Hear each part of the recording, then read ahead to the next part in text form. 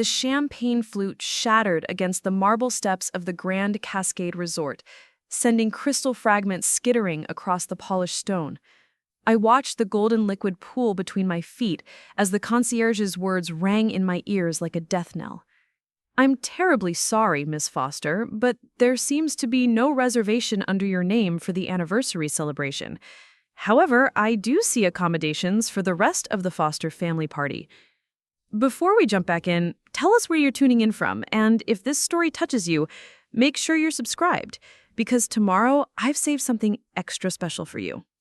The autumn wind whipped through the Columbia River Gorge, carrying the scent of pine and my parents' laughter from the resort's terrace above. Through the floor-to-ceiling windows, I could see them toasting with my sister Brianna, her husband Tyler, and their 8-year-old daughter Chloe. The scene looked like something from a luxury travel magazine, all warm lighting and designer clothing, with the dramatic Oregon landscape serving as their backdrop. "There must be some mistake," I said, my voice barely above a whisper. But even as the words left my mouth, I knew there wasn't. This wasn't an oversight. This was deliberate. My name is Diana Foster, and I'm a 29-year-old software engineer living in downtown Portland. What I'm about to tell you is the story of how one weekend changed everything I thought I knew about family, loyalty, and justice.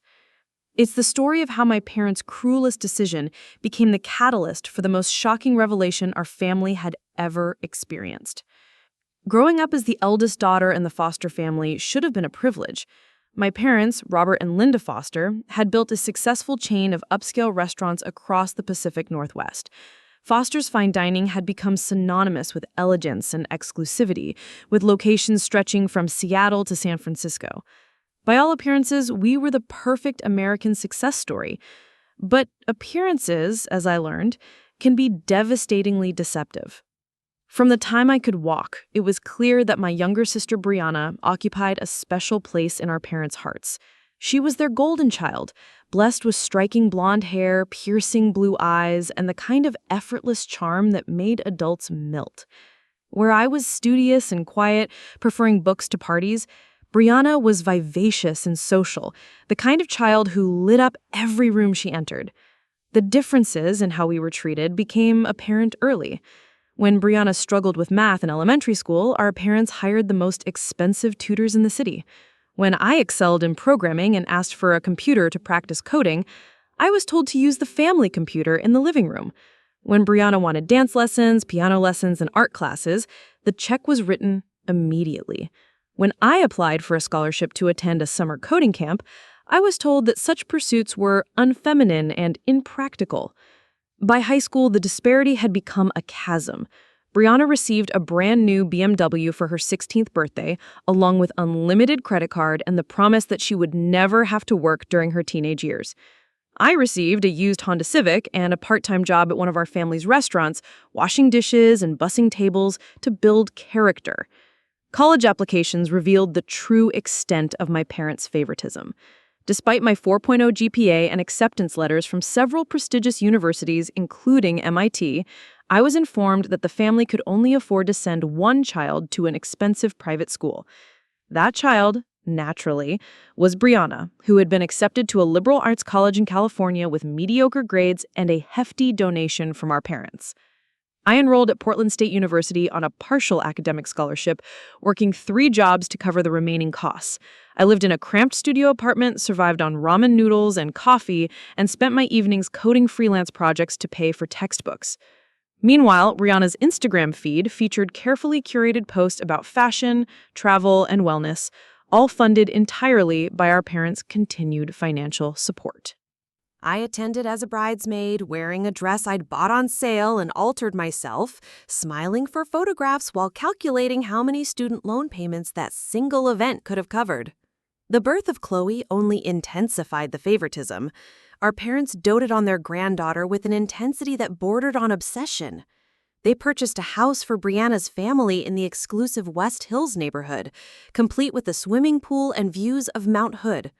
They hired a nanny, enrolled Chloe in the most expensive private preschool in the city, and established a college fund that already contained more money than I had earned in my entire career. During family gatherings, the conversations invariably centered around Brianna's latest blog post, Chloe's developmental milestones, or Tyler's music career prospects. My achievements at work, including 2 major promotions and recognition as one of Portland's 30 under 30 tech innovators, were met with polite nods and swift subject changes. It was as if my success made them uncomfortable, a reminder that not everything valuable in life could be purchased. The tech startup where I worked, NextGen Solutions, had grown from a scrappy 3-person operation to a company with over 200 employees. My role had evolved from junior developer to senior systems architect, and I had been instrumental in designing the security protocols that protected our clients' sensitive data. The work was challenging and fulfilling, providing me with both financial independence and professional recognition that I had never received at home. My downtown Portland apartment reflected this hard-earned success. It was modest but elegant, filled with books, artwork from local artists, and the kind of carefully chosen furnishings that come from saving and planning rather than impulsive purchasing. Every item in my home represented a goal achieved, a milestone reached through my own efforts. The contrast with Brianna's house, which looked like a showroom for expensive furniture stores, could not have been more stark. Despite the years of differential treatment, I maintained hope that my parents might eventually recognize my accomplishments and value my independence. I continued attending family dinners, birthday celebrations, and holiday gatherings, always bringing thoughtful gifts and contributing to conversations with genuine interest in their lives. I told myself that love wasn't always expressed equally, that parents could have favorites without it meaning they didn't care about all their children.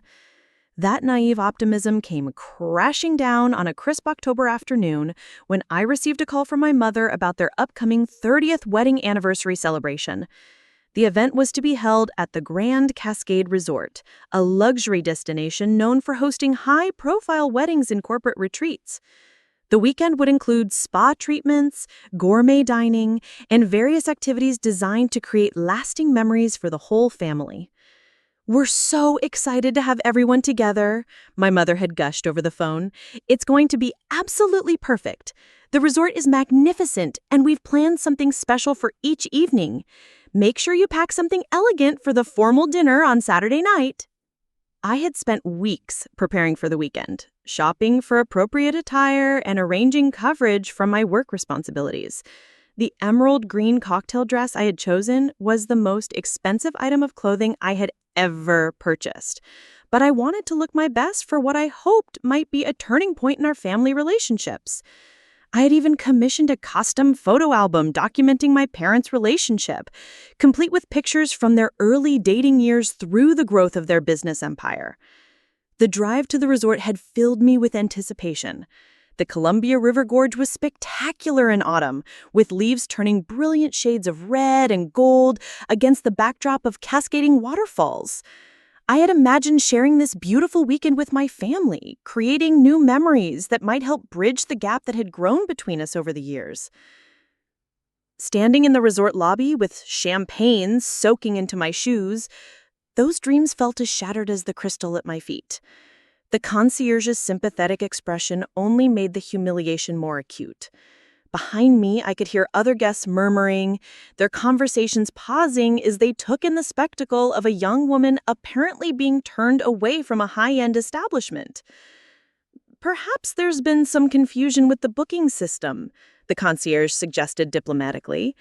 "Would you like me to call the party host to verify the arrangements?" Before I could respond, the distinctive sound of designer heels clicking across marble announced my sister's arrival in the lobby.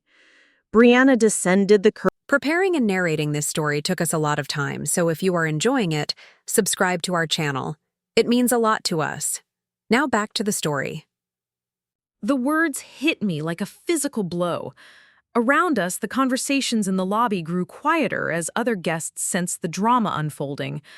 I felt their eyes on me, taking in my shocked expression and the champagne stains on my dress. What do you mean?" I stammered, my carefully maintained composure beginning to crack. Mom called me about the anniversary celebration. She said the whole family would be here. Brianna's laugh tinkled like wind chimes, beautiful and hollow. Oh, sweetie, there must have been some misunderstanding. Mom and Dad decided to keep this weekend intimate, just for the real family members. You know how these things are. Sometimes it's better to have fewer people so everyone can really connect. The casual cruelty of her words was breathtaking. Real family members? I repeated, my voice barely above a whisper. Well, you've made it so clear over the years that you don't need us, Brianna continued, her smile never wavering. You're so independent, so successful on your own. Mom and Dad thought you'd probably prefer to spend the weekend working anyway. That's what you usually do, isn't it? Through the lobby's massive windows, I could see our parents on the terrace, toasting with champagne flutes identical to the one I had just dropped. They were laughing at something Tyler had said, while Chloe played nearby with what looked like a new toy. The scene was picture perfect, a family celebration captured in golden evening light. They knew I was here. They had to know. Yet neither of them had come down to the lobby. Neither had intervened to correct what they surely must have heard was a mistake. Their absence spoke louder than any words could have. I see, I said finally, my voice steadier than I felt.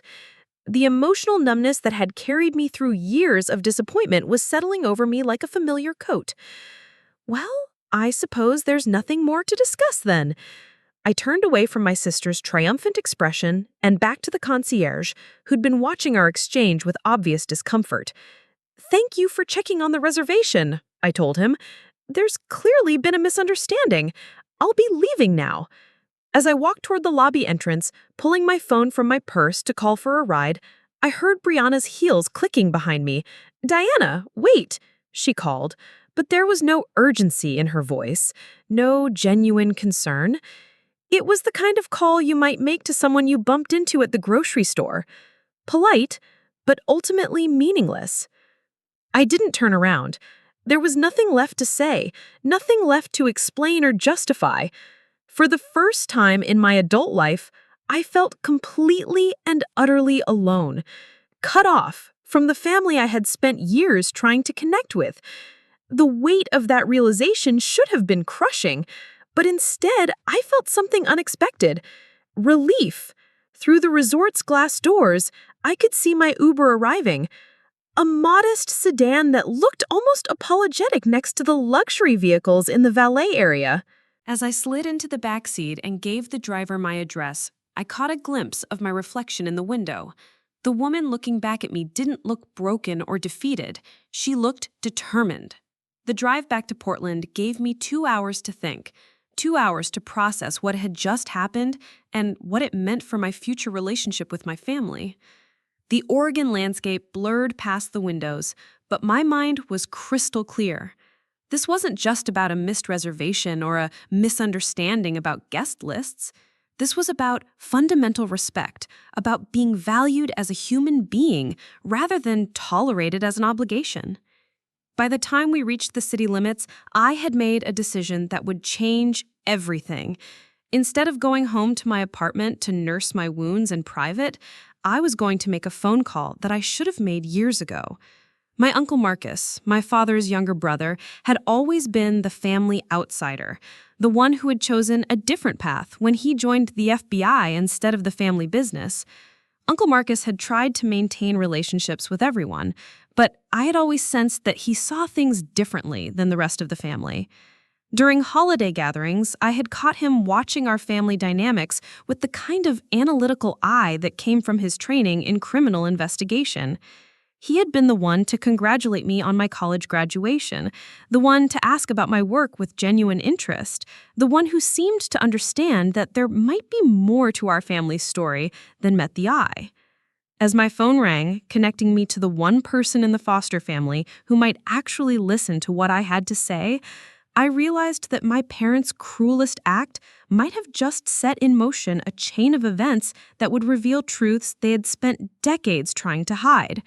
The weekend that was supposed to celebrate their 30 years of marriage might instead become the beginning of their downfall.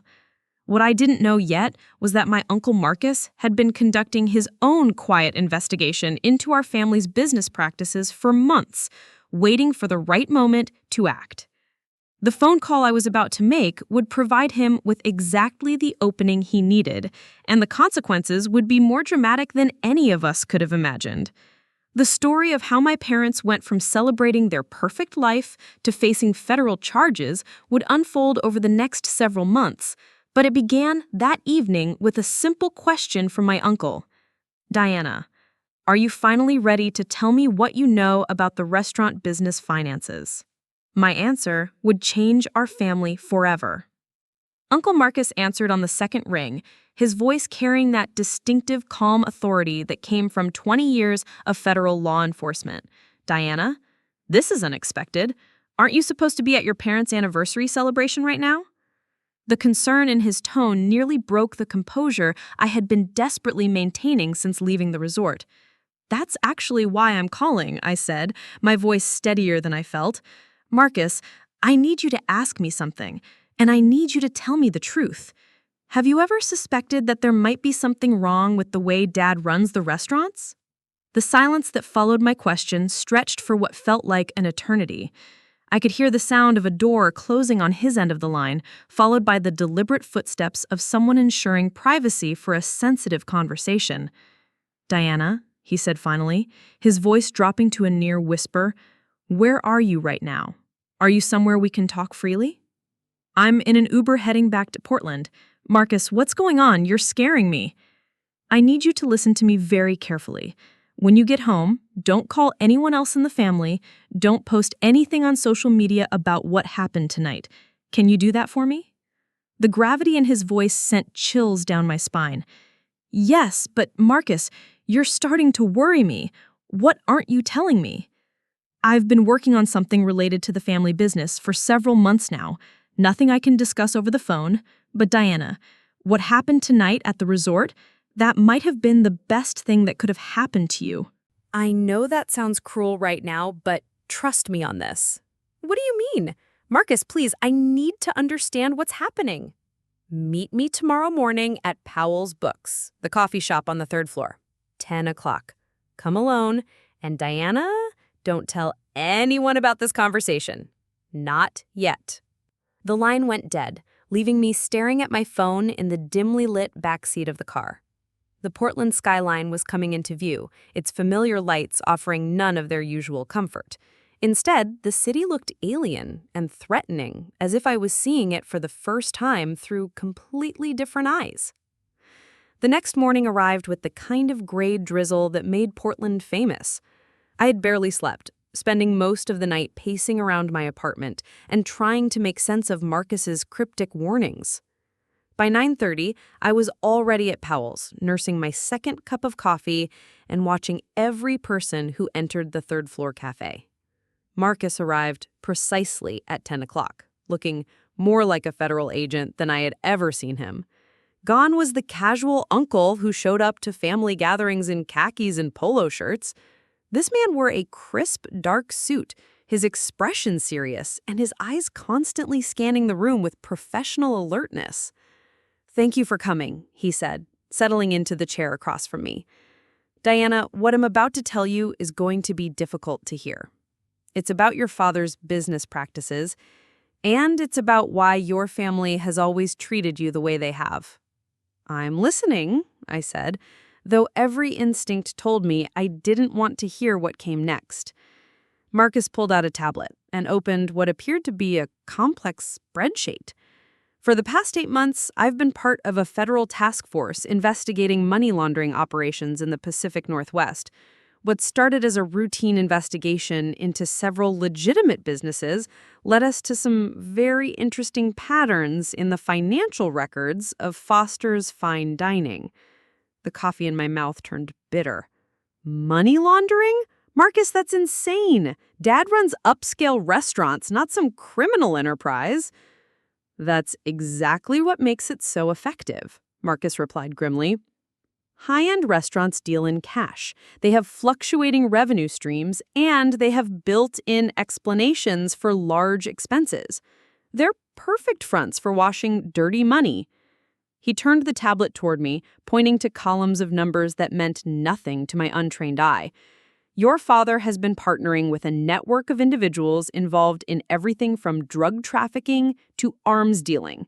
They use the restaurants to clean their profits, and in return, your father takes a substantial percentage of the cleaned funds. That's impossible, I whispered, but even as I said the words, pieces of a puzzle I hadn't realized existed began falling into place. The house in West Hills that they bought for Brianna, the constant vacations, the unlimited spending on Chloe's education, where did they tell you that money was coming from? The official story was always that the restaurants were incredibly successful. And they are profitable, but not nearly profitable enough to support the lifestyle your family has been living. Diana, your father has been washing approximately $2 million per month through the restaurant chain. That's $24 million per year in illegal funds. The magnitude of the numbers hit me like a physical blow. 24 million? Marcus, I've been living on student loans and 60-hour work weeks while my father was handling that kind of money? That's not even the worst part, Marcus continued, his expression growing darker. Diana, do you remember when you asked to work summers at the restaurants during high school and college?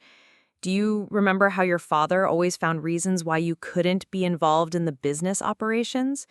He said I was too young, that the restaurant industry wasn't appropriate for someone with my academic potential.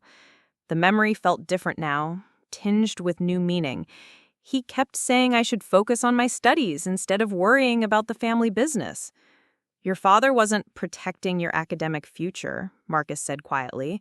He was protecting his criminal operation. You were too smart, too observant, too honest. Having you involved in the business would have been a liability he couldn't afford. The revelation hit me with stunning clarity. My father hadn't been disappointed in my independence. He had been terrified of it. My success in legitimate work, my attention to detail, my natural inclination toward ethical behavior, all of these traits that had made me the family outsider had actually made me a threat to his illegal enterprise. But Brianna, I asked, already dreading the answer. Your sister has been listed as the marketing director for Foster's Fine Dining for the past 6 years. She receives a salary of $200,000 annually for posting Instagram photos and attending social events. She's never questioned where the money comes from or why the marketing budget for the restaurants is larger than most companies' entire operational budgets. She knows, I said, the words tasting like ash. Brianna knows what Dad is doing. At minimum, she's willfully ignorant, Marcus confirmed. But Diana, the financial record suggests she's been more involved than that. Some of the cleaned money has been funneled directly through her social media accounts. She's been accepting payments for product endorsements from companies that don't actually exist. I stared at the tablet screen, watching numbers that represented my family's betrayal scroll past in neat columns.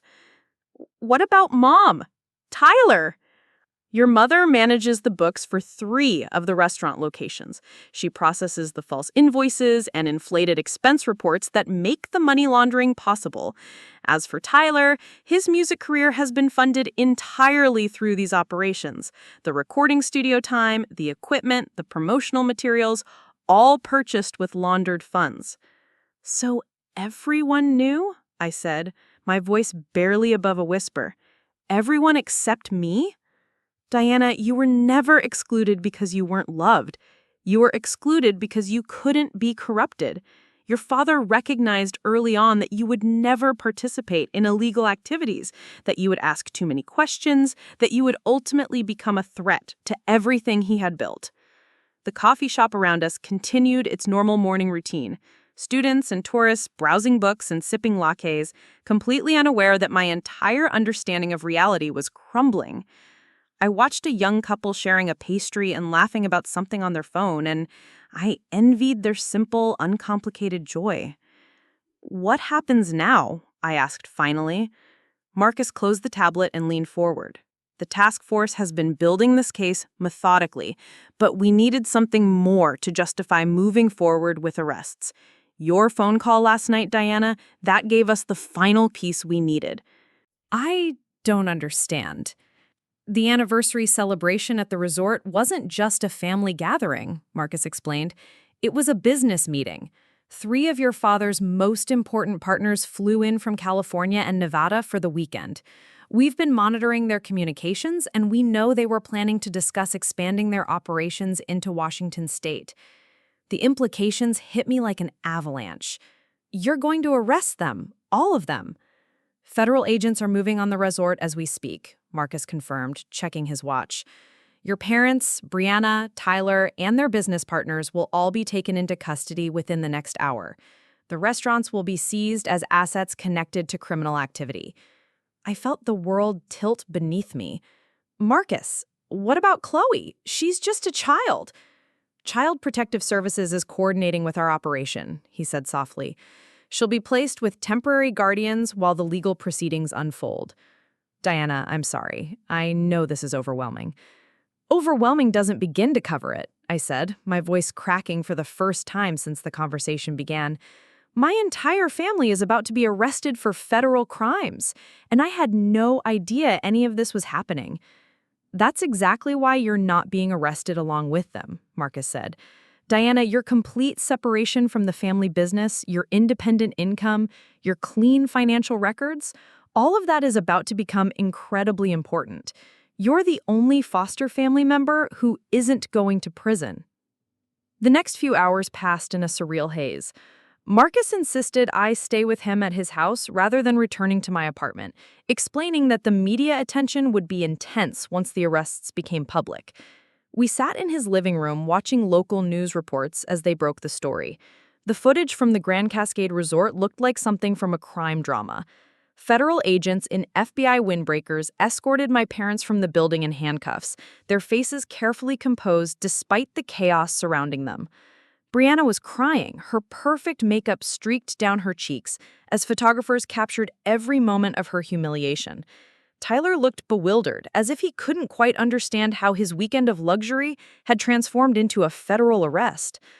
The news anchor spoke in serious tones about alleged money laundering operations and criminal enterprises disguised as legitimate businesses. They showed file footage of the Fosters' fine dining locations, their elegant facades and sophisticated interiors now revealed as fronts for illegal activity. Federal agents seized multiple properties today in connection with what investigators are calling one of the largest money laundering operations ever discovered in the Pacific Northwest. The Foster family, owners of the popular restaurant chain, are accused of washing over $24 million annually through their business operations. My phone had been ringing constantly since the news broke. Calls from reporters, former colleagues, and distant relatives who had suddenly remembered my existence. I let them all go to voicemail, unable to face the questions I couldn't answer and the explanations I couldn't give. Diana, Marcus said during a quiet moment between news reports, "There's something else you need to know. Something about why your parents made the decision to exclude you from this weekend." I looked up from the tea I had been staring at for the past hour. "There's more?" "One of our informants reported that your father was concerned about your reaction to the family's new lifestyle. Specifically, he was worried that you might start asking questions about how they could afford such extravagant gifts and vacations. So, the anniversary celebration was their way of sending me a message," I said, understanding flooding through me. They were showing me that I wasn't part of their world anymore. "It was worse than that," Marcus said grimly. "Diana, your father was seriously considering more permanent solutions to what he saw as the problem of your integrity. The decision to exclude you from family gatherings wasn't just about keeping you away from their business discussions. It was about gradually isolating you so completely that if something happened to you, it wouldn't seem suspicious." The implication of his words took several seconds to sink in. When understanding finally came, it brought with it a wave of nausea that nearly doubled me over. He was going to kill me? We intercepted communications suggesting that if you ever became too curious about the family's finances, more drastic measures might become necessary, Marcus said quietly. Diana, your independence probably saved your life. By building a career separate from the family business, by maintaining your own apartment and financial records, you made yourself too visible to disappear quietly. I stared at my uncle, this man who shared my father's DNA, but apparently none of his moral flexibility. How long have you known? How long have you been watching our family commit crimes? I started suspecting something was wrong about 2 years ago, Marcus admitted. The lifestyle never matched the reported income from the restaurants. But Diana, I want you to understand something important. I didn't pursue this investigation because I wanted to destroy the family. I pursued it because I was afraid of what would happen if I didn't. Afraid of what? Your father's partners aren't the kind of people who tolerate loose ends, Marcus explained. If the money laundering operation had been discovered by someone else, by the IRS or by rival criminal organizations, everyone connected to it would have been eliminated. By bringing this case forward through proper federal channels, I was actually protecting the family members who might still have a chance at redemption. Is that supposed to make me feel better about the fact that my entire family is going to prison? It's supposed to help you understand that sometimes the only way to save people is to stop them from destroying themselves, Marcus said. Diana, your parents made their choices. Brianna made her choices. You made different choices, and that's what's going to allow you to survive this. As evening approached, the full scope of the arrests became clear. In addition to my immediate family members, 12 other individuals had been taken into custody across 3 states. The federal task force had simultaneously raided 6 restaurants, 4 private residences, and 2 storage facilities containing evidence of the money laundering operation. The financial impact was staggering.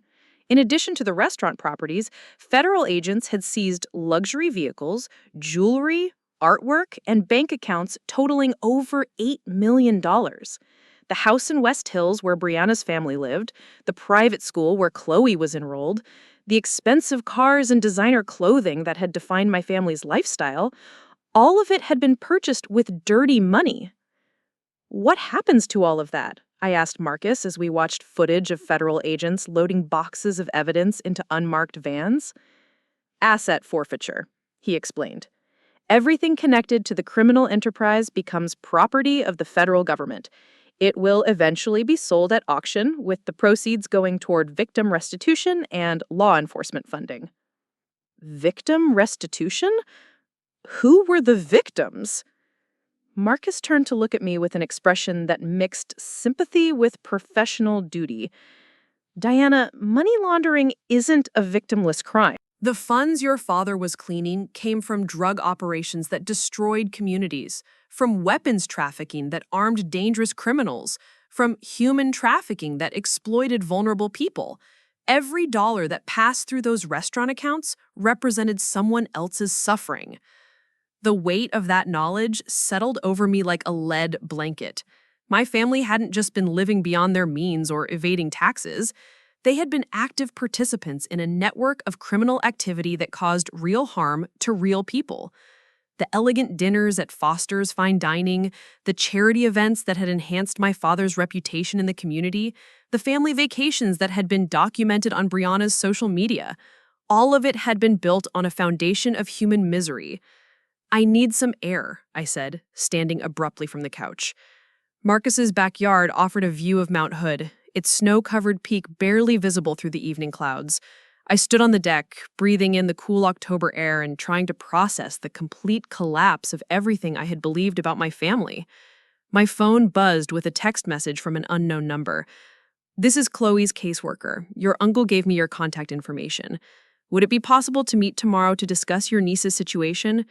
I stared at the message for several minutes before responding. Chloe was 8 years old, innocent of her parents' crimes, but now facing a future without them. As the only family member not facing federal charges, I would likely be considered as a potential guardian. The thought terrified me. I was 29 years old, unmarried, and completely unprepared to raise a child. My one-bedroom apartment wasn't suitable for a little girl who had been accustomed to luxury and privilege. My demanding career left little time for the kind of attention a traumatized child would need. But as I thought about Chloe, alone and confused in some temporary facility, I realized that my fears were irrelevant. She was family, and she was innocent. Whatever challenges lay ahead, I couldn't abandon her the way the rest of my family had abandoned me. "I'll meet with you tomorrow," I texted back. "Whatever Chloe needs, I'll figure out how to provide it." As I turned to go back inside, my phone rang with a call from the Multnomah County Jail. The automated system informed me that I had a collect call from an inmate and asked if I would accept the charges. Brianna's voice came through the line, small and broken in a way I had never heard before. "Diana, please don't hang up. I know you have every right to hate me, but I need to talk to someone who isn't a lawyer or a federal agent." "I'm here," I said, settling into one of Marcus's patio chairs. "I'm listening." "They're saying I might go to prison for 20 years, she whispered. "Diana, I never wanted this to happen. I never thought it would go this far." "But you knew, didn't you?" I asked quietly. "You knew Dad wasn't making his money legitimately." The silence stretched for nearly a minute before she answered. "I suspected something was wrong, but I didn't want to know the details. It was easier to just enjoy the lifestyle and not ask questions. I thought if I didn't know for sure, then I wasn't really responsible." Willful ignorance doesn't make you innocent, Brianna. "I know that now," she said, her voice cracking. "Diana, I'm so sorry. I'm sorry for what we did to you at the resort. I'm sorry for all the years we treated you like you didn't matter. I'm sorry for everything. Are you sorry because you got caught? Or are you sorry because you finally understand what you were doing was wrong?" "Both," she admitted. "But mostly, I'm sorry because I realize now that you were the only one of us who was actually living an honest life. We excluded you because you made us uncomfortable, because your integrity reminded us of how far we had fallen." "What about Chloe?" I asked, steering the conversation toward the only topic that really mattered now. "Brianna, your daughter is going to need support and stability. She's going to need family." "The caseworker said you might be willing to take custody of her," Brianna said, hope creeping into her voice for the first time. "Diana, I know I have no right to ask this of you, but please, don't let her go into the foster care system. Don't let her pay for our mistakes." "I've already made that decision," I told her. "Whatever it takes, wherever she needs to go, Chloe isn't going to be abandoned. She's going to have a family that loves her and teaches her the difference between right and wrong." "Thank you," Brianna whispered. "Diana, I don't expect you to forgive me, and I don't expect you to ever want to see me again after this. But thank you for taking care of my daughter." The call ended with an automated message about time limits, leaving me alone on the deck with the weight of my family's destruction settling around me like fog rolling in from the coast. Tomorrow would bring meetings with social workers, legal consultations, and the beginning of a custody process that would fundamentally change my life. But tonight, for the first time in years, I felt something I had almost forgotten: peace. The family that had rejected me, that had built their lives on lies and criminal activity, was finally facing the consequences of their choices. And I, the family outsider who had been excluded from their perfect celebrations, was the only one left standing to pick up the pieces. The irony wasn't lost on me that my parents' cruelest act of rejection had become my salvation. By declaring that they had only one child, by excluding me from their anniversary celebration, they had unknowingly protected me from sharing in their downfall. Their attempt to hurt me had instead freed me from the burden of their crimes. As I prepared to become the guardian of an 8-year-old girl whose world had just collapsed, I realized that sometimes the greatest gift a family can give you is the opportunity to build something better than what they offered. Chloe deserved more than designer clothes and expensive schools. She deserved honesty, integrity, and love that didn't come with hidden costs. The next chapter of my life would be challenging, but it would be built on a foundation of truth. And for the first time since that champagne flute had shattered in the resort lobby, I felt ready to face whatever came next. The morning news anchors struggled to contain their excitement as they reported the breaking story. In an unprecedented federal operation, agents have arrested members of the prominent foster family at an exclusive Oregon resort, dismantling what prosecutors are calling a sophisticated money laundering network that operated for over a decade. I sat in Marcus's kitchen watching my family's mugshots flash across the television screen while nursing my third cup of coffee. The photos were devastating in their stark reality. My father, who had always prided himself on his distinguished appearance, looked haggard and older than his 58 years. My mother's carefully maintained composure had cracked completely, her expensive makeup smeared and her silver hair disheveled. Brianna appeared shell-shocked, her Instagram-perfect facade replaced by the hollow stare of someone whose entire world had collapsed in a matter of hours. Federal prosecutors are expected to file charges under the Racketeer-Influenced and Corrupt Organizations Act, commonly known as RICO, the anchor continued. If convicted, the defendants could face sentences ranging from 20 to 40 years in federal prison. Marcus muted the television and turned to face me. Diana, I need you to understand what's going to happen over the next few months. This case is going to attract national attention. The combination of a successful restaurant chain, family betrayal, and the amount of money involved makes it the kind of story that news outlets love to cover. Meaning what exactly? Meaning your phone is going to ring constantly with interview requests. Reporters are going to show up at your apartment, your workplace, anywhere they think they can find you. You need to be prepared for that level of scrutiny. I set down my coffee cup with hands that trembled slightly. Marcus, I work for a tech startup. We handle sensitive client data, government contracts, security clearances. If my family's criminal activity reflects poorly on the company, I could lose my job. Actually, that's something we need to discuss, Marcus said, his expression growing serious. Diana, your complete separation from the family business is going to work in your favor professionally. The FBI has already provided a preliminary report to your employer confirming that you had no knowledge of or involvement in the criminal activities. You contacted Next Gen Solutions? We had to, Marcus explained. Your security clearance required immediate review once your family members were arrested on federal charges. The good news is that our investigation found absolutely no connection between you and the money laundering operation. In fact, your employment history and financial records demonstrate a clear pattern of complete independence from your family's illegal income. The relief I felt was profound, but short-lived. What about Chloe? When can I see her? The custody hearing is scheduled for tomorrow afternoon, Marcus said. Diana, I want you to be prepared for what you're going to see. Chloe has been through an incredibly traumatic experience. She watched federal agents arrest her parents, she's been placed in an unfamiliar environment with strangers, and she's trying to understand why her entire world has suddenly disappeared. Is she asking about me? According to her caseworker, you're the only family member she's mentioned by name. She keeps asking when Aunt Diana is coming to take her home. The weight of that responsibility settled over me like a physical presence. Chloe had been raised in luxury, accustomed to private schools, nannies, and unlimited resources.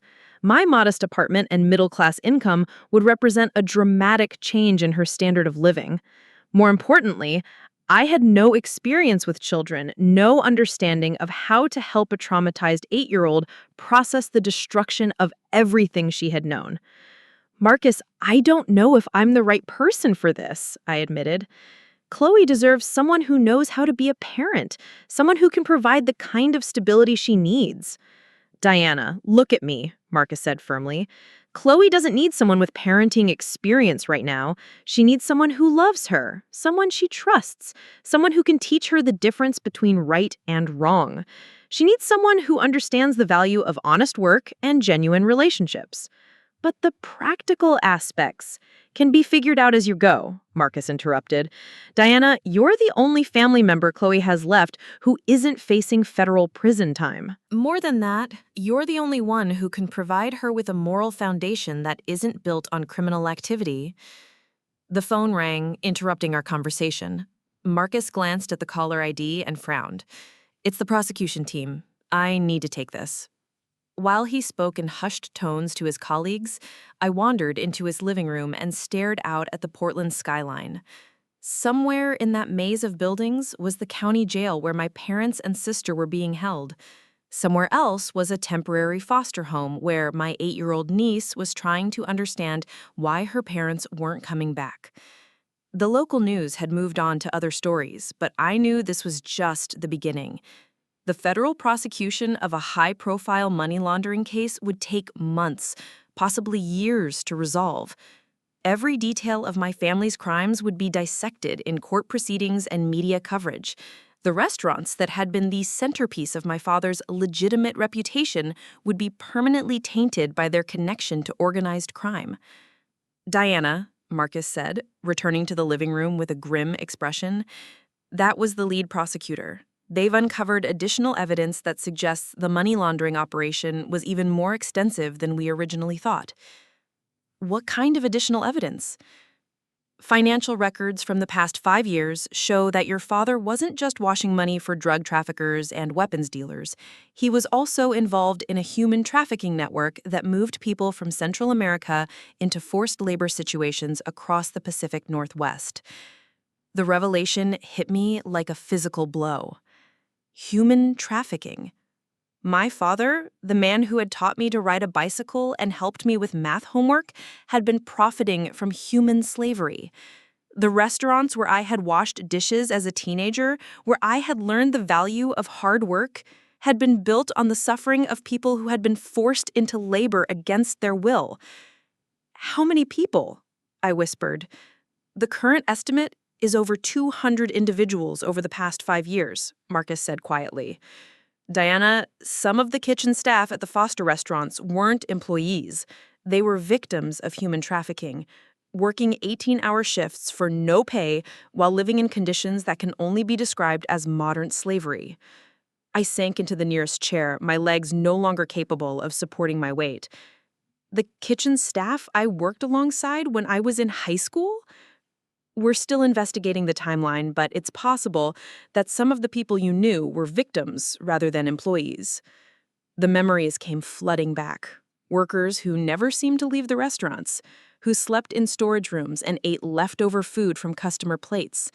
Staff members who spoke little English and seemed terrified of authority figures.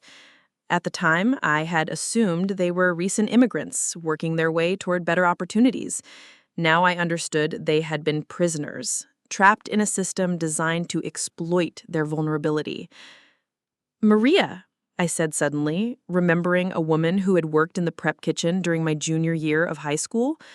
There was a woman named Maria who worked 15-hour shifts and never seemed to have any days off. She had scars on her wrists and never made eye contact with customers. "Do you remember her last name?" "I don't think anyone ever told me her last name," I realized. "Marcus, she was probably one of the trafficking victims, wasn't she?" "It's likely," confirmed Marcus.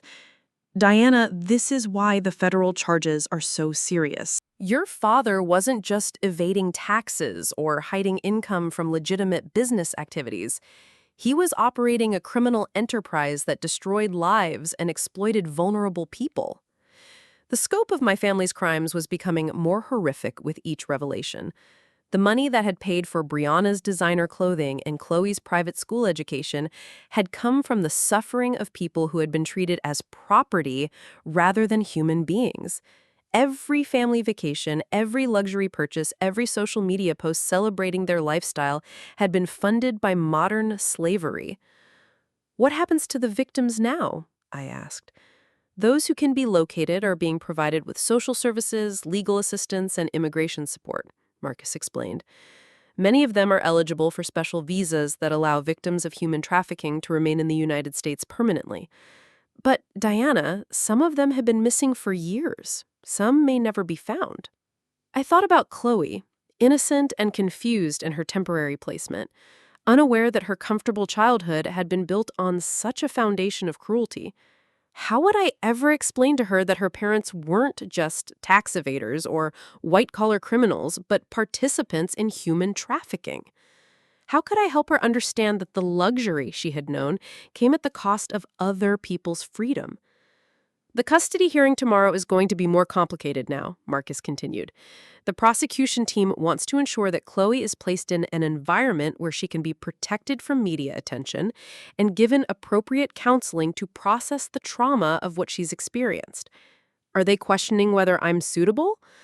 "Not your suitability as a guardian," Marcus assured me, But they are concerned about your ability to protect her from the publicity this case is going to generate. Diana, when the human trafficking charges become public, this story is going to explode into national news. Every major network is going to want interviews, documentaries, investigative reports. Then I'll take her somewhere they can't find us, I said without hesitation. I'll quit my job, sell my apartment, whatever it takes to give her a normal childhood away from all of this. That might not be necessary, Marcus said. The Victim Services Coordinator has suggested that there are programs specifically designed to help children of arrested parents transition to new living situations. Foster care placement with family members who can provide stability and protection. But that's what I'm trying to do.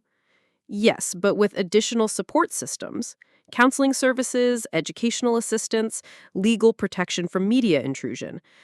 Diana, you wouldn't have to navigate this alone. The prospect of professional help was both relieving and overwhelming. I had been prepared to figure out parenthood through trial and error, but the complexity of Chloe's situation required expertise I didn't possess. She would need therapy to process her trauma, educational support to transition from private to public school, and legal protection from reporters who might try to exploit her story. What do I need to do? Tomorrow's hearing will determine the initial custody arrangement, Marcus explained. If the judge approves your guardianship petition, Chloe will be placed in your care with ongoing supervision from social services. You'll receive financial assistance for her care, access to counseling services, and legal protection from media harassment. Financial assistance?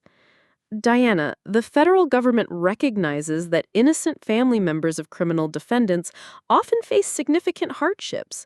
There are programs designed to help children transition to new living situations without being penalized for their parents' crimes. The irony was profound. For years, I had supported myself entirely through my own efforts, while my family lived on criminal proceeds. Now, as the only honest member of the foster family, I would receive government assistance to care for the child they had abandoned through their illegal activities.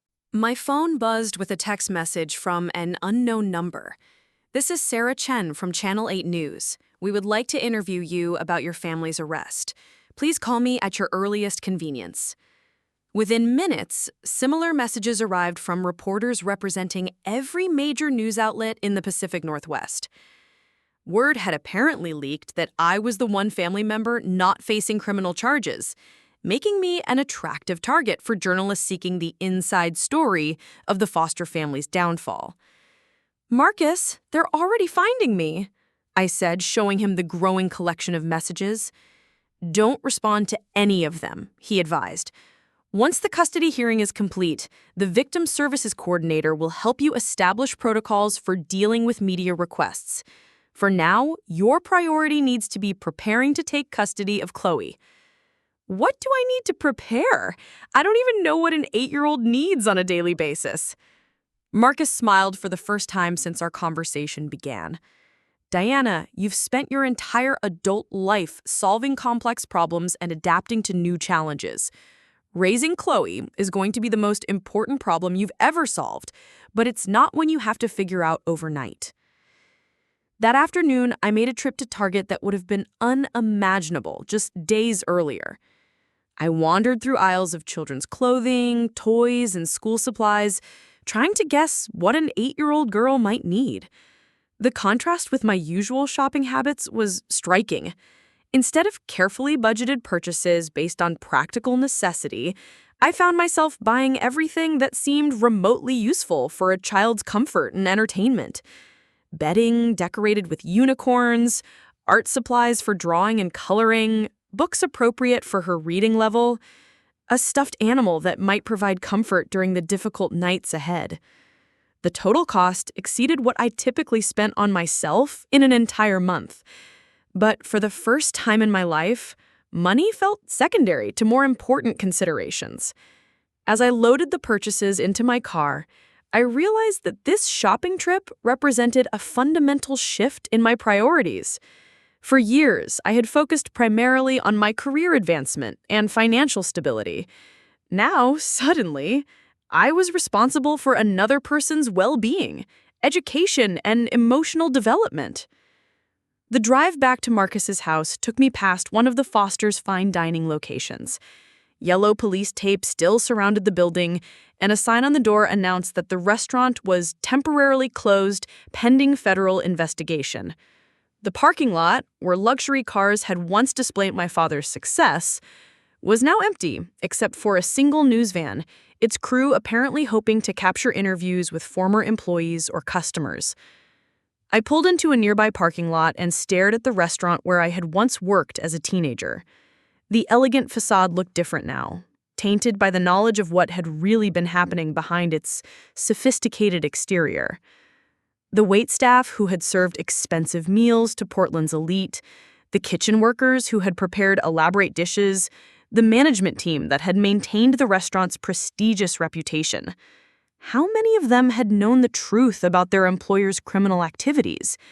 More importantly, how many of the people I had worked alongside had been victims rather than employees?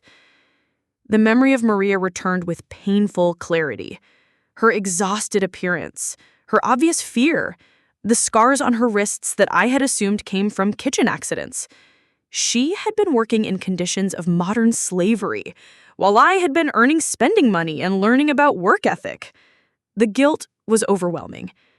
I had been physically present in locations where human trafficking was occurring, and I had been completely oblivious to the suffering around me. My focus on my own goals and independence had blinded me to the exploitation happening within my family's business. My phone rang, interrupting my dark thoughts. The caller ID showed Chloe's caseworker. "Diana, this is Jennifer Martinez. I wanted to call and discuss tomorrow's custody hearing.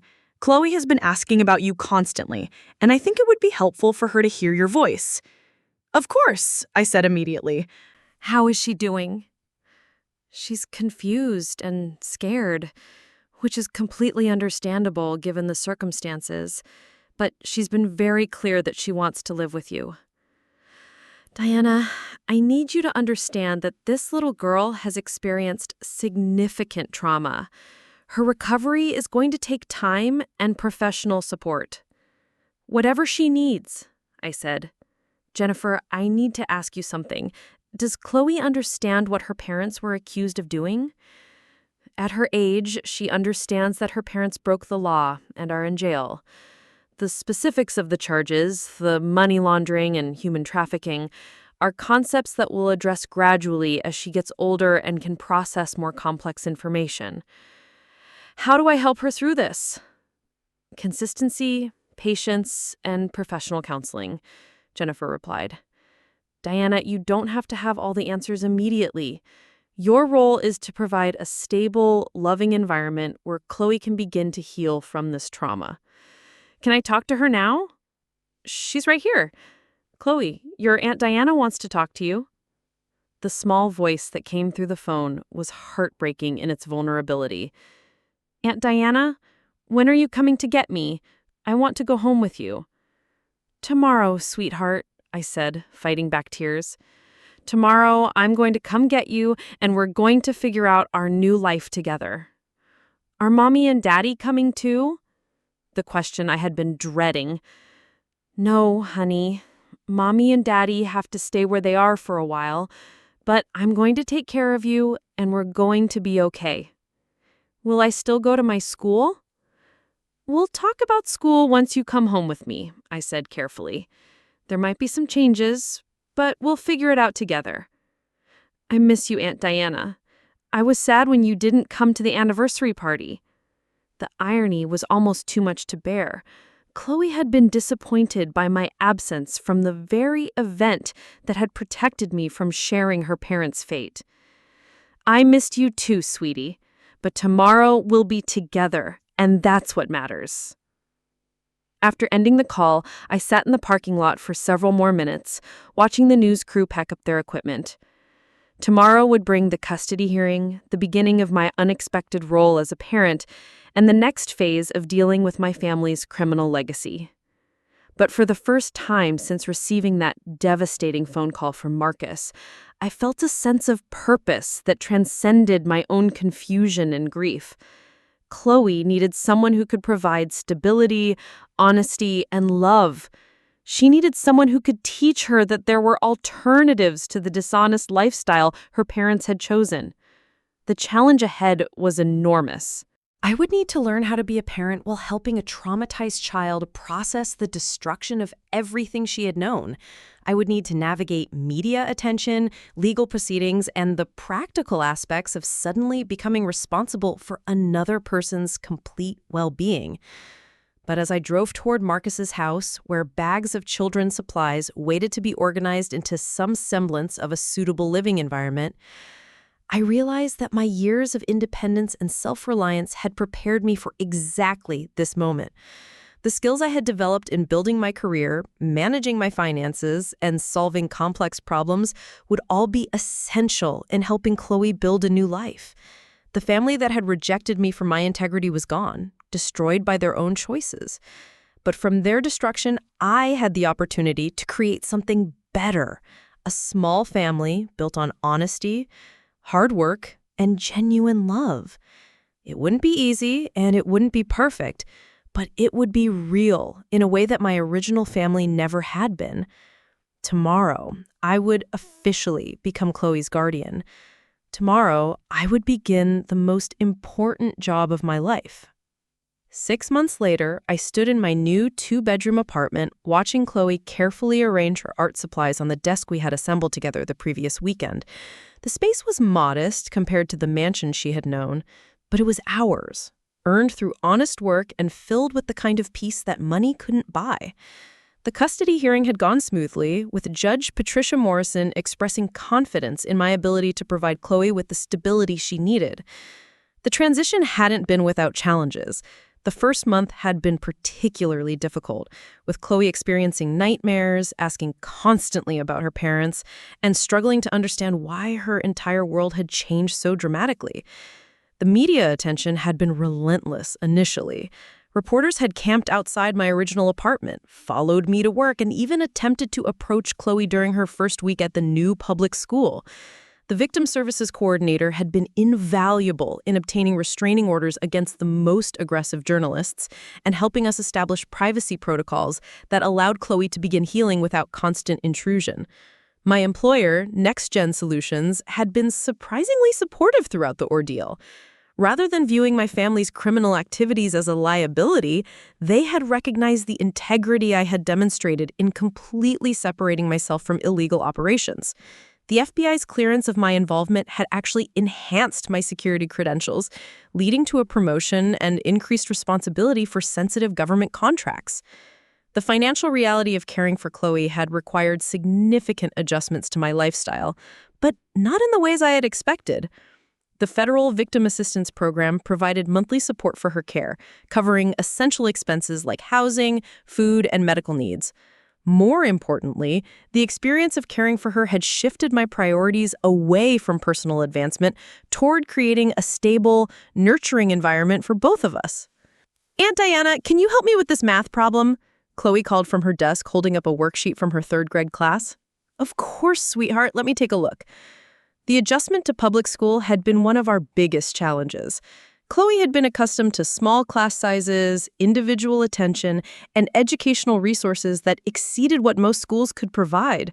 The transition to a classroom with 25 other students and limited supplies had been difficult initially, but she had gradually adapted with the help of her teacher and the school counselor. Her therapist, Dr. Rebecca Lawson, had been instrumental in helping Chloe process her trauma while developing healthy coping mechanisms.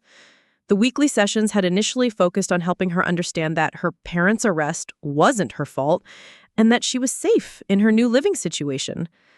As months passed, the therapy had evolved to address more complex questions about family, morality, and the difference between right and wrong choices. "Dr. Lawson says I can visit Mommy next month," Chloe said as we worked through her math homework together. "But I don't have to if I don't want to." The prison visits had been another difficult decision. Brianna had been sentenced to 15 years in federal prison after pleading guilty to money laundering and conspiracy charges. My parents had received 22 and 18 years respectively, their sentences enhanced due to their leadership roles in the criminal organization. The option for Chloe to maintain contact with her incarcerated parents was available, but the decision ultimately rested with her and her therapeutic team. "What do you think you want to do?" I asked carefully, following Dr. Lawson's guidance about letting Chloe make her own choices regarding family contact. "I miss Mommy," she said quietly, "but I'm also mad at her for lying to me about where our money came from." Dr. Lawson says it's okay to have both feelings at the same time. "It absolutely is okay," I confirmed. "You don't have to decide right now. We can talk about it more with Dr. Lawson at your next appointment." The complexity of helping an 8-year-old navigate such adult concepts continued to amaze me. Chloe's questions had evolved from simple inquiries about when her parents were coming home to more sophisticated discussions about justice, consequences, and personal responsibility. Her resilience had been remarkable, but the emotional scars would likely take years to fully heal. My relationship with Marcus had deepened significantly during this period. His role as the FBI agent who had brought down our family could have created tension, but instead, it had fostered mutual respect and understanding. He had become an invaluable source of support, helping me navigate the legal complexities of Chloe's custody while providing the kind of stable male influence that she needed. The trial proceedings had dominated local news for months, with each revelation about the foster family's crimes generating fresh waves of media coverage. The human trafficking charges had been particularly damaging to my father's reputation, transforming him from a respected businessman into a symbol of corporate corruption and human exploitation. The testimony from trafficking victims had been heartbreaking to follow, even through news reports. Maria, the woman I remembered from my teenage years working at the restaurant, had been located and had testified about her experiences. She had been brought to the United States with promises of legitimate employment, only to be forced into 18-hour workdays with no pay and threats of deportation if she tried to escape. Her testimony had provided crucial evidence for the prosecution, while also giving me insight into the suffering that had funded my family's lifestyle. The knowledge that I had worked alongside trafficking victims without recognizing their situation continued to weigh heavily on my conscience, despite Dr. Lawson's assurances that my teenage self couldn't have been expected to understand such complex criminal operations. The financial restitution component of my father's sentence had been substantial. The federal government had seized all assets connected to the money laundering operation, including the restaurants, luxury vehicles, jewelry, and real estate. The proceeds from these sales were being distributed to the trafficking victims and other individuals harmed by the criminal enterprise. Ironically, Chloe and I had been designated as eligible for victim restitution since we had been harmed by the family's criminal activities. The monthly support we received was actually money that had been recovered from my father's illegal operations, creating a strange circular justice where his crimes were now funding his daughter's legitimate care. "Aunt Diana, why do some kids at school ask me about my parents being on TV?" Chloe asked during dinner one evening. This was another ongoing challenge. Despite efforts to protect her privacy, Chloe's classmates occasionally recognized her from news coverage or heard their parents discussing the foster family case. The school administration had been cooperative in addressing these situations, but complete anonymity was impossible in a city where the case had received such extensive coverage. "Some people are curious about things they see on the news," I explained, "but your parents' choices don't define who you are as a person. You're Chloe, you're smart and kind and creative, and that's what matters."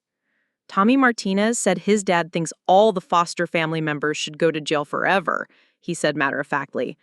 I told him that I'm a foster too, and I didn't do anything wrong. Her matter-of-fact response demonstrated the progress she had made in understanding her situation. The early months had been filled with shame and confusion about her family name, but therapy and consistent support had helped her develop a healthier perspective on her identity, separate from her parents' crimes. The evenings had become our special time together. After homework and dinner, we would often work on art projects, read books, or simply talk about her day. These conversations had revealed the depth of her intelligence and emotional maturity, qualities that had been overshadowed by the material excess of her previous lifestyle. I don't miss the big house as much as I thought I would, she confided one evening as we worked on a puzzle together. I like that it's just us here. It feels more like a real family. Her observations struck me profoundly. Despite losing the luxury and privilege she had known, Chloe had found something more valuable in our modest but honest life together. The authentic relationships and genuine care that characterized our new family structure provided a foundation that her parents' wealth had never been able to create. My own personal growth during this period had been unexpected but profound. The skills I had developed as a software engineer, particularly problem-solving and systematic thinking, had proven invaluable in parenting. Each challenge Chloe presented required careful analysis, creative solutions, and patient implementation, much like debugging complex code or designing secure systems. The financial management experience I had gained through years of independence had also been crucial. Creating a budget that accommodated Chloe's needs while maintaining our modest lifestyle required the same careful planning and resource allocation that had characterized my adult life. The difference now was that my financial decisions affected someone else's well-being, adding weight and purpose to every choice. "Diana, I have some news about your father's case," Marcus said during one of our weekly check-in calls. "He's agreed to cooperate with federal investigators looking into other money laundering operations in exchange for a potential sentence reduction." What does that mean? It means he's providing information about other criminal networks, helping the FBI identify and prosecute additional cases of human trafficking and financial crimes. His cooperation could result in his sentence being reduced by 5 to 7 years. The news generated mixed emotions. Part of me was glad that my father might serve less time in prison, but another part wondered whether his cooperation was genuine remorse or simply another calculated decision designed to benefit himself. Has he asked about Chloe? He's requested permission to write letters to her, but any correspondence would need to go through you and her therapeutic team first. Diana, you should know that his cooperation is providing valuable intelligence about trafficking networks across the Pacific Northwest. The information he's sharing is helping federal agents locate and rescue victims.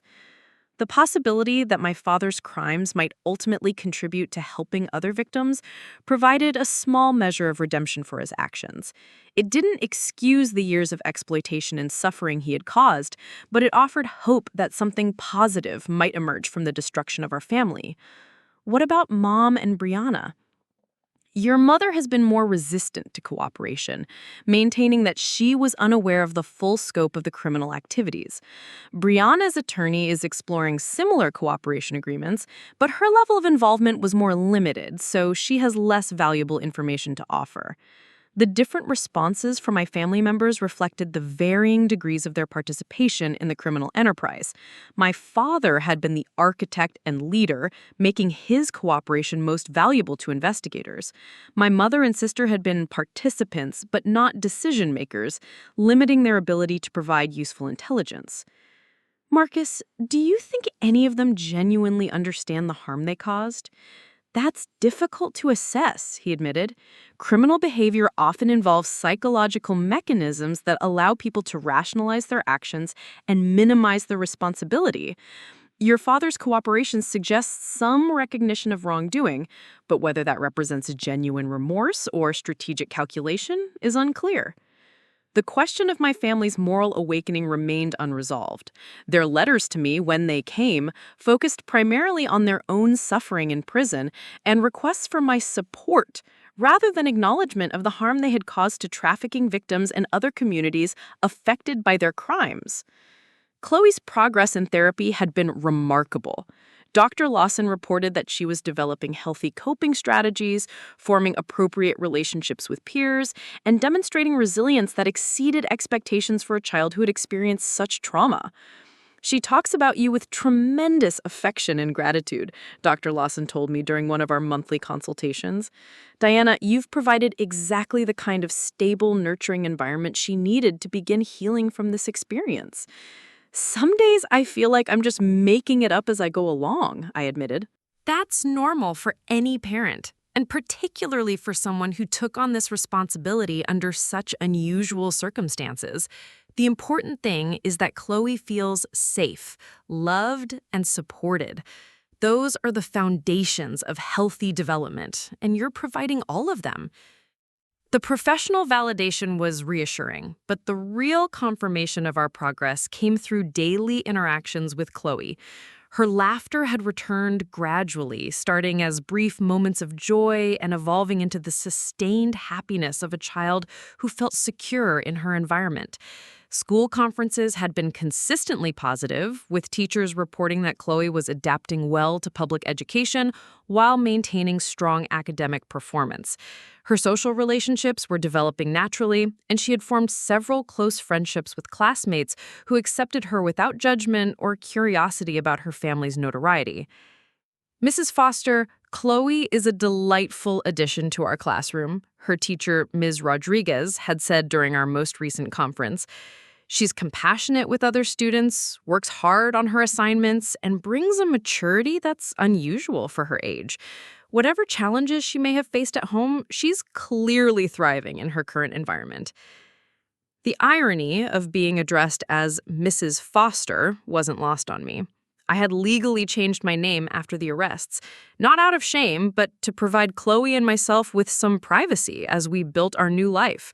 We were now Diana and Chloe Harrison, taking my mother's maiden name and creating a fresh identity separate from the criminal legacy of the Foster family. The practical aspects of our new life had settled into comfortable routines: morning breakfast together before school and work, evening homework sessions followed by dinner and family time, weekend activities that balanced recreation with household responsibilities. The simplicity of our lifestyle was a stark contrast to the complexity and moral ambiguity that had characterized my original family's existence.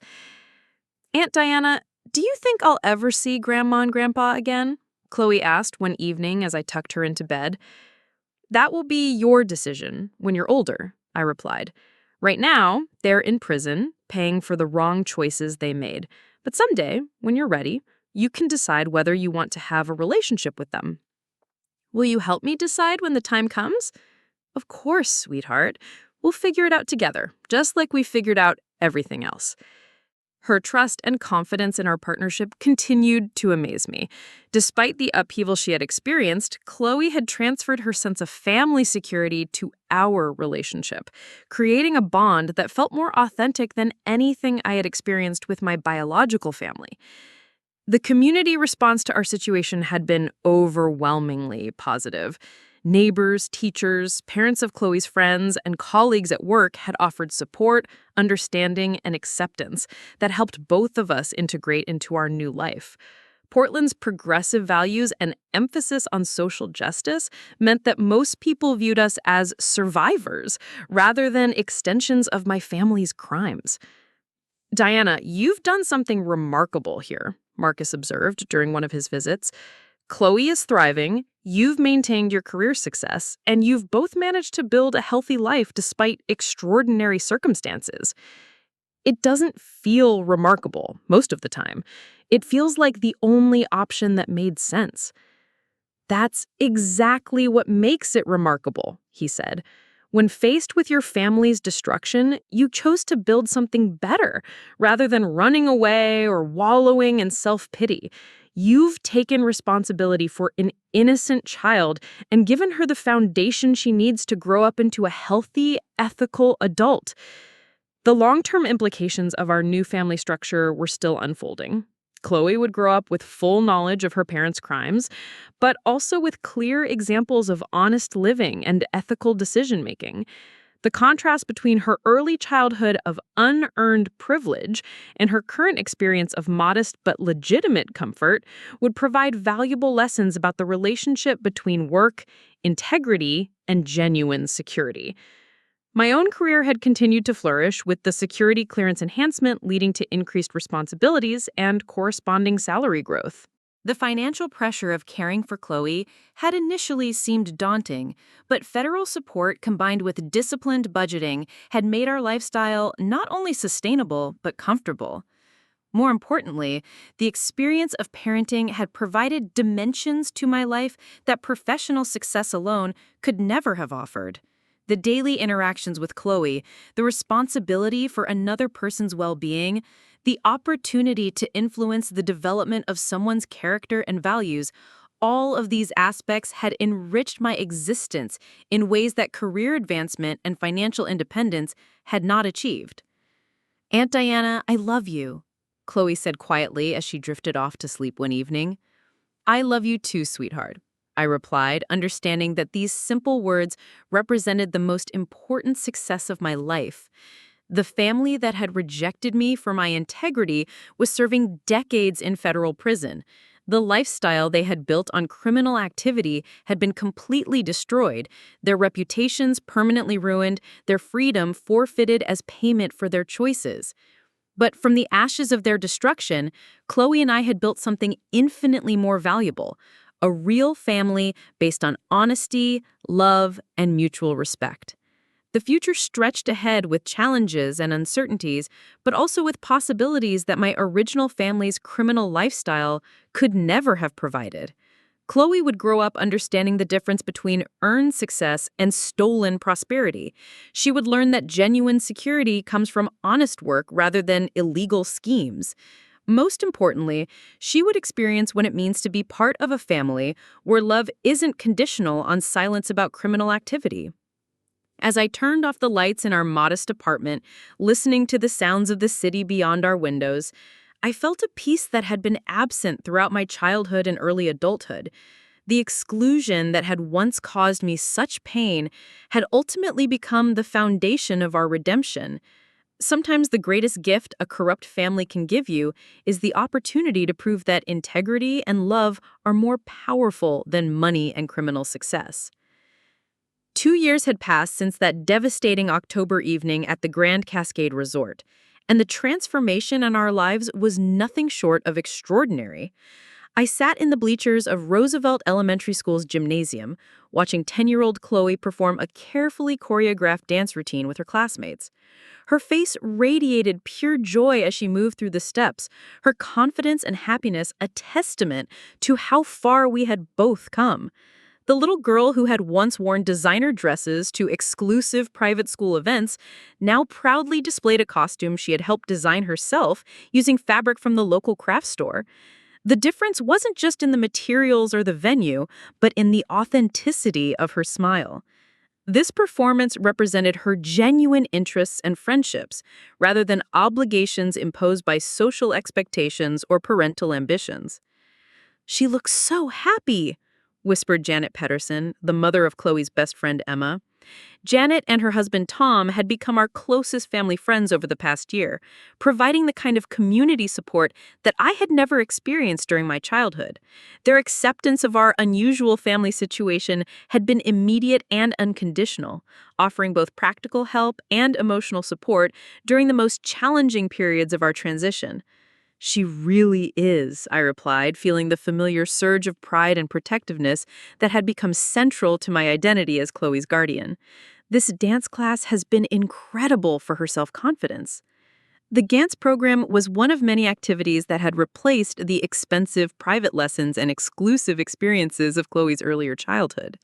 Community center classes, public library programs, and neighborhood sports leagues had provided her with opportunities to explore her interests while forming friendships based on shared activities rather than social status. Her teacher, Miss Angela, had been particularly supportive in helping Chloe develop her artistic abilities. Unlike the private instructors who had focused on technical perfection and performance polish, Miss Angela emphasized creativity, self-expression, and personal growth.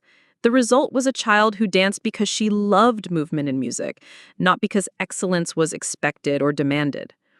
"Ladies and gentlemen, please give a big round of applause for our wonderful young performers," announced the school principal, Mrs. Davis.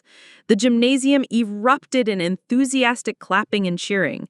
As the children took their final bows, Chloe's eyes immediately found mine in the crowd, her face lighting up with excitement as she waved enthusiastically. After the performance, we walked home through the tree-lined streets of our southeast Portland neighborhood.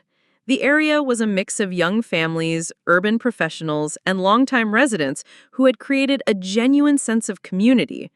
Children played in front yards while parents chatted over fences, creating the kind of authentic neighborhood life that money couldn't purchase and criminal activities inevitably destroyed. Aunt Diana, did you see when I did that spin during the second song? Miss Angela said I had perfect form. I saw it, and it was beautiful, I assured her. You've been working so hard on that move. I'm really proud of how dedicated you've been to practicing. Can we get ice cream to celebrate? Absolutely, but just a small cone since we're having dinner with Uncle Marcus tonight. Our weekly dinners with Marcus had become a cherished tradition, providing Chloe with positive male role model influence while giving me continued support in navigating the complexities of single parenthood. His patience with her questions and genuine interest in her activities had helped fill the void left by her father's incarceration. The local ice cream shop was busy with other families celebrating various milestones and achievements. As we waited in line, I observed the easy interactions between parents and children, the casual conversations about school projects and weekend plans, the simple normalcy that had been missing from my own childhood experiences. "Can I get the strawberry with sprinkles?" Chloe asked, studying the menu board with serious concentration. "Of course. What do you want to talk to Uncle Marcus about at dinner tonight?" "I want to show him my science project about renewable energy. Mrs. Thompson said it was one of the best in the class." Chloe's academic performance had consistently exceeded expectations since her transition to public school. The structure and challenge of a regular classroom environment had actually enhanced her learning, while the diversity of her classmates had broadened her perspective on different backgrounds and experiences. Her teachers regularly commented on her empathy, work ethic, and natural curiosity about the world around her. "He's going to love hearing about your project," I said, genuinely excited about sharing her achievement with Marcus. "Have you decided what you want to study for the science fair next month?" "I'm thinking about doing something with solar panels. Mrs. Thompson said we could build a working model if we plan it carefully." Her interest in renewable energy had developed naturally through her exposure to environmental education at school and our conversations about making responsible choices.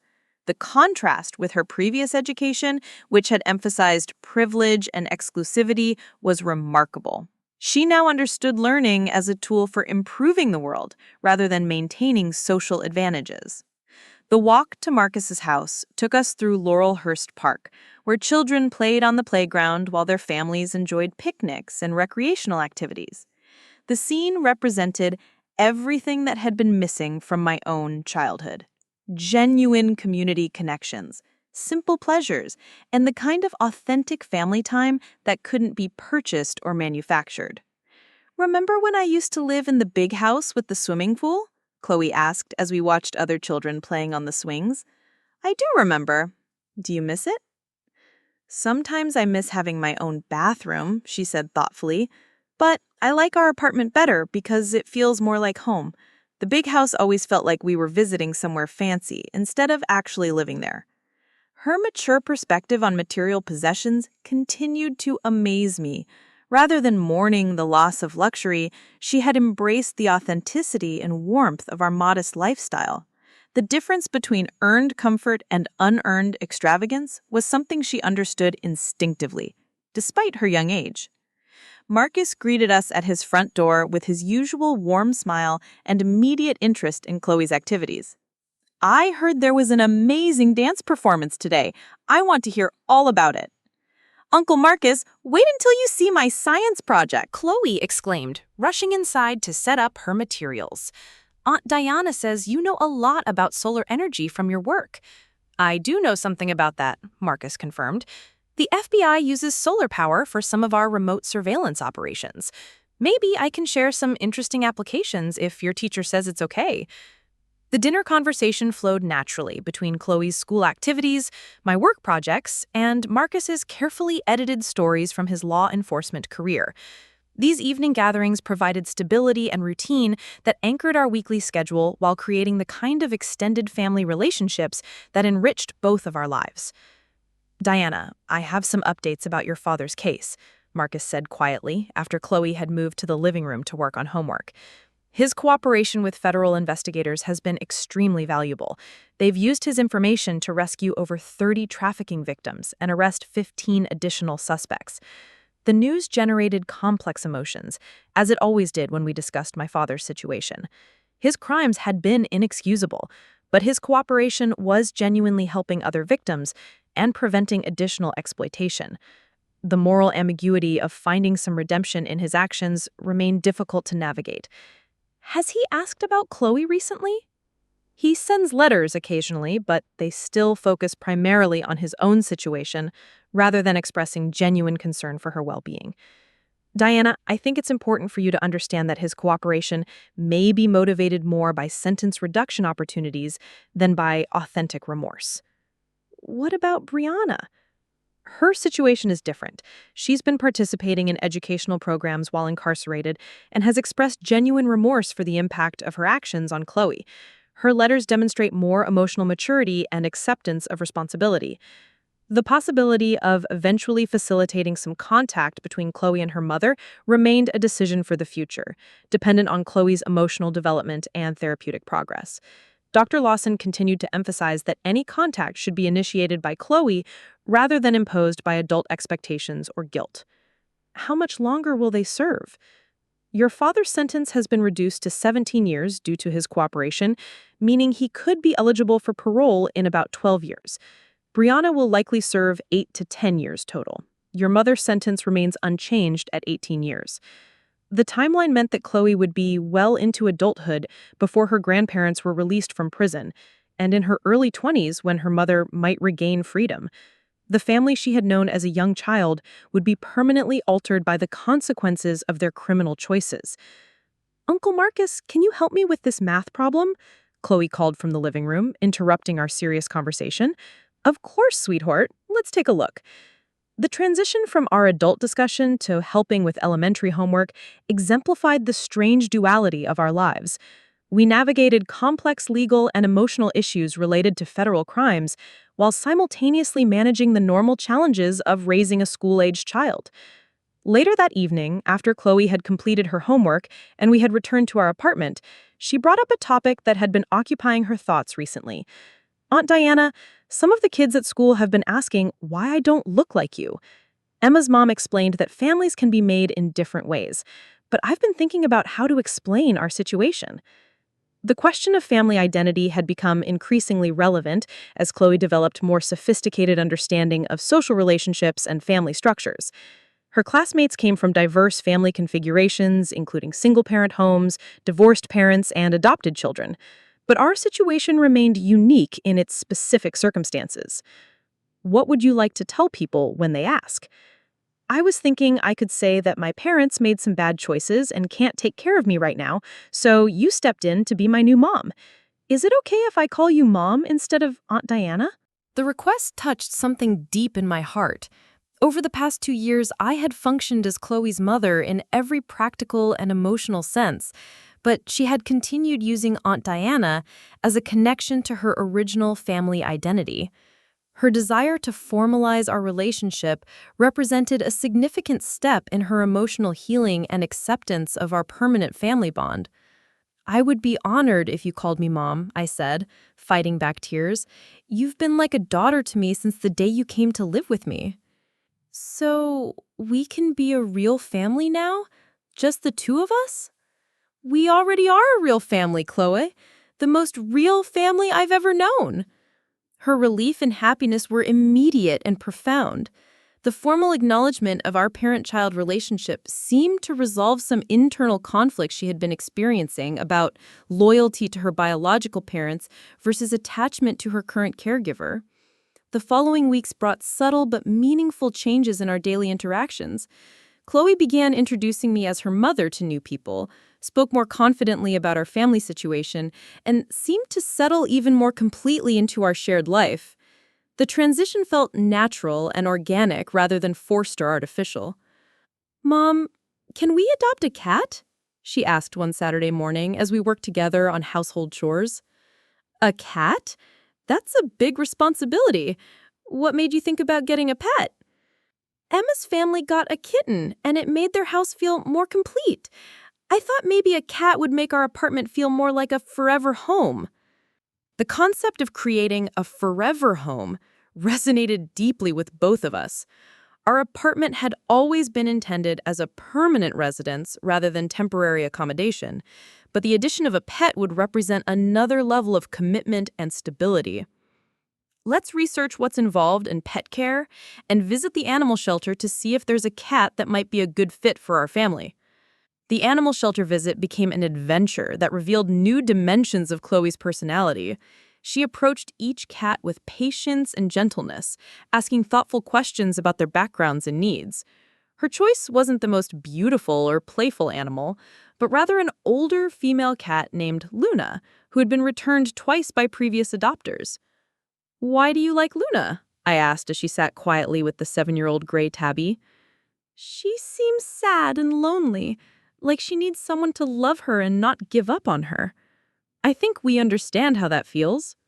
Her empathy and desire to provide care for another vulnerable creature demonstrated the emotional growth she had achieved over the past 2 years. The experience of being abandoned and then rescued had developed her capacity for compassion rather than creating bitterness or self-focus. Luna adapted to our household with remarkable ease, as if she sensed that she had finally found her permanent family. The cat's presence added warmth and life to our apartment, while providing Chloe with additional opportunities to practice responsibility and caregiving. "Mom, Luna really likes the sunny spot by the kitchen window," Chloe observed as we watched our new pet settle into her favorite napping location. "Do you think she knows this is her forever home now?" "I think animals can sense when they're loved and safe, just like people can." The metaphor wasn't lost on either of us. We had all found our forever home together, creating a family unit that provided the security and love that had been missing from our previous experiences. My professional life had continued to flourish during this period. The enhanced security clearance resulting from the FBI investigation had opened new opportunities for challenging projects and increased responsibilities. Next-gen solutions had grown significantly, and my role as senior systems architect had evolved to include leadership of multiple development teams. "Diana, we'd like you to consider relocating to our San Francisco office to head up the West Coast operations," my supervisor, Karen Mitchell, proposed during my annual performance review. "It would be a substantial promotion with corresponding salary increase and equity options." The offer represented everything I had worked toward professionally, the kind of career advancement that had motivated my educational and professional choices throughout my adult life. The position would provide financial security beyond anything I had previously imagined, while establishing me as a recognized leader in my field. "I appreciate the confidence in my abilities," I replied carefully. "Can you give me some time to consider the implications for my family situation?" "Of course. Diana, I want you to know that the company values your contributions and wants to support your continued growth. If the relocation presents challenges, we're willing to discuss alternative arrangements." The conversation highlighted the fundamental shift in my priorities since becoming Chloe's mother. Career advancement remained important, but not at the expense of her stability and well-being. The decision required careful consideration of multiple factors beyond professional opportunity. That evening, I discussed the situation with Chloe, explaining the potential benefits and challenges of relocating to California. "Would I have to change schools again?" she'd asked. Her primary concern focused on the social relationships she had worked hard to establish. "Yes, you would need to start at a new school and make new friends. But Mom, you've done that before and been very successful. What about Uncle Marcus and Emma's family and Luna's veterinarian who finally figured out her special diet?" Her questions revealed the network of relationships and support systems we had built in Portland. These connections had been crucial to our successful transition and continued stability. Disrupting them for career advancement seemed short-sighted when our current life was so fulfilling. Those are all important considerations, I acknowledged. Chloe, what do you think would be best for our family? I think we should stay here. This is our real home now, and all our people are here. Maybe you could ask your boss about other ways to get promoted without moving. Her wisdom and perspective amazed me. At 10 years old, she understood that authentic relationships and community connections were more valuable than increased income or professional status. Her priorities reflected the lessons she had learned about the difference between genuine happiness and material success. I think you're absolutely right. Portland is our home, and this is where our family belongs. The next day, I declined the San Francisco offer, but requested a meeting to discuss alternative advancement opportunities within the Portland office.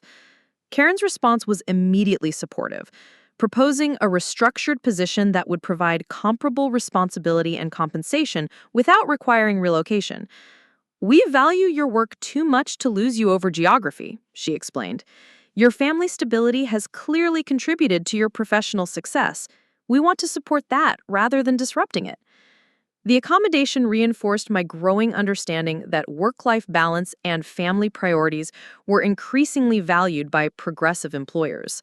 My honest communication about family needs had been met with flexibility rather than rejection. Mom, I'm proud of you for choosing us over the fancy job, Chloe said that evening as we prepared dinner together. It wasn't really a choice, sweetheart. You and our life here are more important than any job opportunity. We're a family, and families make decisions together. Her understanding of family loyalty and mutual support had been shaped by our experiences together rather than the dysfunction and criminal behavior that had characterized her early childhood. The values she was developing would serve her well throughout her life. The third anniversary of the FBI arrests passed with little fanfare, marked primarily by a brief news story updating the status of the various legal proceedings. Most of the media attention had moved on to other stories, allowing our family to live with increasing privacy and normalcy. It's strange how something that seems so huge and overwhelming just becomes part of your history, I reflected during one of our regular dinners with Marcus.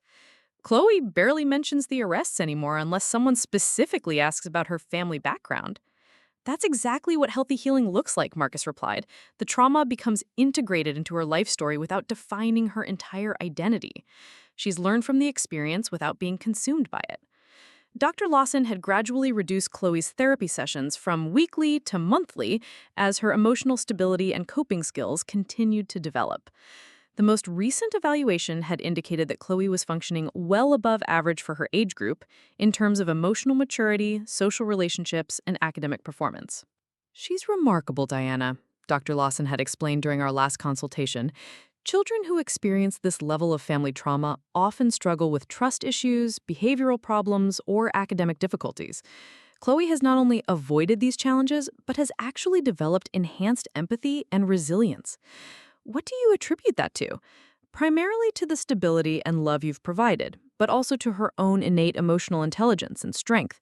Some children are naturally more resilient, and when they receive appropriate support, they can actually grow stronger from difficult experiences. The professional validation was gratifying, but more importantly, it confirmed what I observed daily in Chloe's interactions and attitudes. She had transformed tragedy into strength, developing wisdom and compassion that exceeded her chronological age. Mom, I've been thinking about what I want to be when I grow up, Chloe announced during one of our weekend conversations. What are you considering? Maybe a lawyer who helps children or someone who works with families like the people who helped us.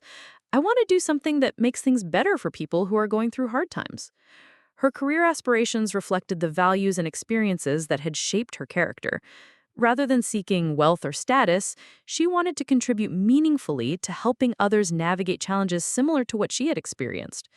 Those are wonderful goals, Chloe. Both family law and social work are careers where you could really make a difference in people's lives. Do you think I'm smart enough for law school? I think you're smart enough for anything you decide to pursue. More importantly, you have the empathy and integrity that would make you excellent at helping other families. Her confidence in her abilities had grown steadily as she experienced success in school, social relationships, and personal challenges. The foundation of security and support I had tried to provide was enabling her to dream about future contributions and achievements. The 4th anniversary of our family formation passed with a celebration that had become our tradition. Dinner at our favorite restaurant, followed by a movie and ice cream. The annual acknowledgement of our family birthday provided an opportunity to reflect on our growth and express gratitude for the life we had built together. Mom, do you ever regret that your family turned out to be criminals and you had to take care of me instead of having your own normal life? The question caught me off guard with its directness and sophistication. At 11, Chloe was developing the ability to consider complex emotional and social concepts, including the sacrifices that others had made for her benefit. Chloe, taking care of you has never been a sacrifice. You've been the best thing that ever happened to me. Our family is more genuine and loving than anything I experienced growing up. But you had to change your whole life. You had to learn how to be a mom and spend your money on me and worry about me getting hurt or making mistakes. All of those changes made my life better and more meaningful. Before you came to live with me, I was successful professionally, but lonely personally. Now I have a daughter who makes me proud every single day. So we both got rescued by what happened. Her insight was profound. We had indeed both been rescued from unsatisfying lives by the crisis that brought us together. Her rescue from a family built on criminal activity was obvious, but my rescue from emotional isolation and limited personal relationships had been equally important. That's exactly right. We rescued each other. The conversation marked another milestone in Chloe's emotional development and our relationship. She was beginning to understand that love and family aren't just about receiving care, but also about contributing to other people's well-being and happiness. As we walked home from the restaurant that evening, Portland's skyline glowing in the distance, I reflected on the extraordinary journey that had brought us to this point. The family that had excluded me from their anniversary celebration was serving decades in federal prison for crimes I had been completely unaware of. The sister who had declared that I wasn't part of the real family had lost her daughter to my care and wouldn't be eligible for parole for several more years. But from their destruction had emerged something infinitely more valuable, an authentic family based on love, honesty, and mutual support. Chloe and I had built a life together that provided security, happiness, and purpose that criminal wealth could never have achieved. The future stretched ahead with possibilities and challenges that we would face together. Chloe would continue growing and developing, eventually making her own choices about career, relationships, and contact with her incarcerated parents. I would continue balancing professional advancement with family priorities, always remembering that my most important job was being her mother. The irony that my parents' cruelest rejection had become my greatest blessing would never be lost on me. Their declaration that they had only one child had freed me from complicity in their crimes, while positioning me to provide care for the child they had abandoned. Their attempt to hurt me had instead created the opportunity for both Chloe and me to experience authentic love and family connection. "Mom, I love our life," Chloe said as we reached our apartment building. "I love our life too, sweetheart. And I love you. I love you too, Mom, forever and always." The words echoed in the evening air as we climbed the stairs to our modest but welcoming home. Inside, Luna greeted us with purrs and affection, completing our small but perfect family circle. The apartment wasn't large or luxurious, but it contained something that my original family's mansion had never possessed: genuine happiness built on a foundation of honesty, integrity, and unconditional love. As I tucked Chloe into bed that night, I realized that we had accomplished something remarkable. From the ashes of criminal destruction and family betrayal, we had created a legacy of healing, growth, and authentic connection that would influence generations to come. Chloe would carry forward the lessons of integrity and compassion she had learned, eventually passing them on to her own children and community. The family that had rejected me for my values had ultimately provided me with the opportunity to demonstrate that those values were worth preserving and sharing. Their downfall had become our redemption. Their loss had become our gain. And their cruelty had become the foundation for a love story that would endure long after their prison sentences were completed. In the quiet darkness of our peaceful home, surrounded by the sounds of a sleeping child and a contented cat, I felt the deep satisfaction that comes from knowing you've chosen correctly when faced with impossible decisions. The road ahead would continue to present challenges and opportunities, but we would face them together as a real family built on the strongest possible foundation, love that asks for nothing in return except the chance to keep loving. Up next, you've got 2 more standout stories right on your screen. If this one hit the mark, you won't want to pass these up. Just click and check them out.